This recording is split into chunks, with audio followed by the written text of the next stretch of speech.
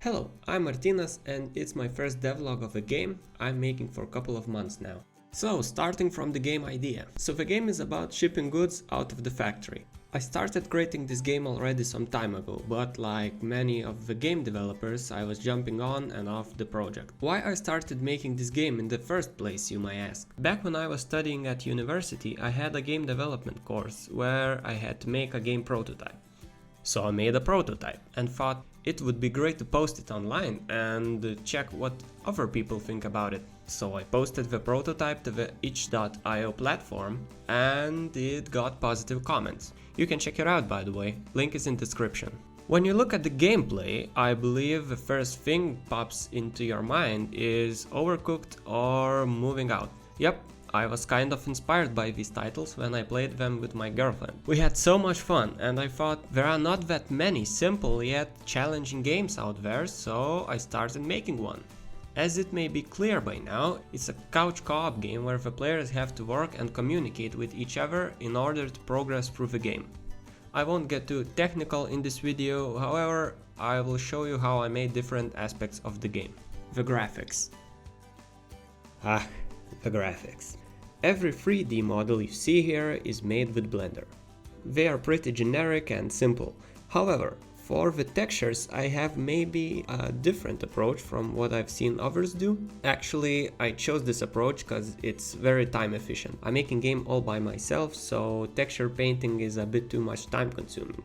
Of course, it would be much better, I believe. So how I texture my 3D models? I have this color palette texture where I assign UV coordinates on the color I need, and that's that. Also, I make a second UV channel which is unwrapped correctly with no overlapping faces. Why, you may ask? It's for baking the scene lighting in Unity. Also, there is one thing you are probably thinking right now. Baking works only for static objects. Yes.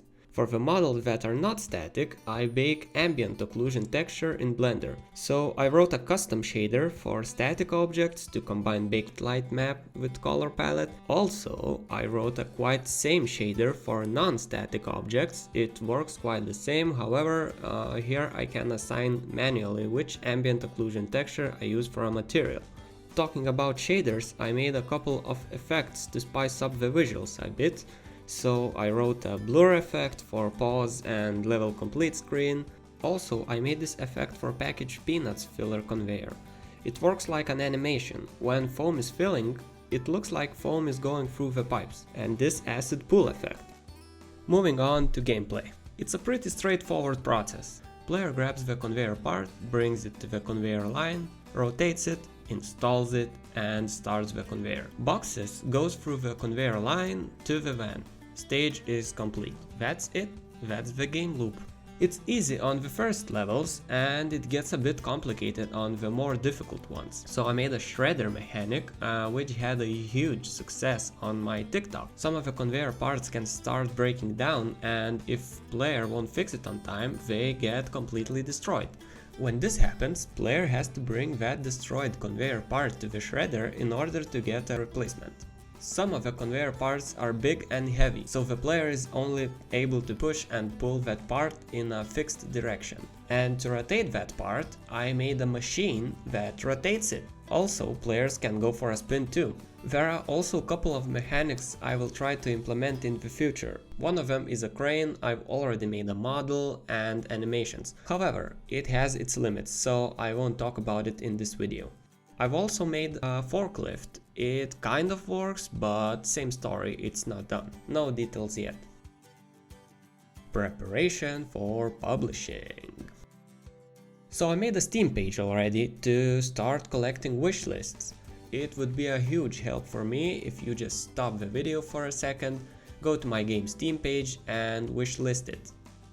Yes, where was I? Oh, the publishing. To make a Steam page for your game is a pretty straightforward process. You pay $100, fill out the details and addresses, they approve it, you're good to go. What is more time consuming? Making a good description of the game, however, it also depends on your copywriting skills. Oh, and all the banners and capsule images. They also take time. Actually, for myself, I just uploaded images as a placeholders for now, and I'm planning to change them before the launch of the game.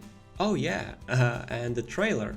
Personally, I believe it's very important to have a good one. You might think a publisher would be handy to help with all that stuff. I already had a couple of offers from the publishers, however, I thought I will try to publish the game completely by myself. And finally, a conclusion.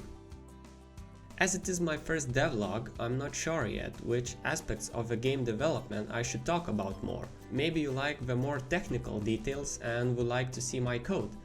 Or maybe you would like to see how the shaders work, or even how I implemented the animations or sounds. It would be a lot of help if you would leave a comment on that.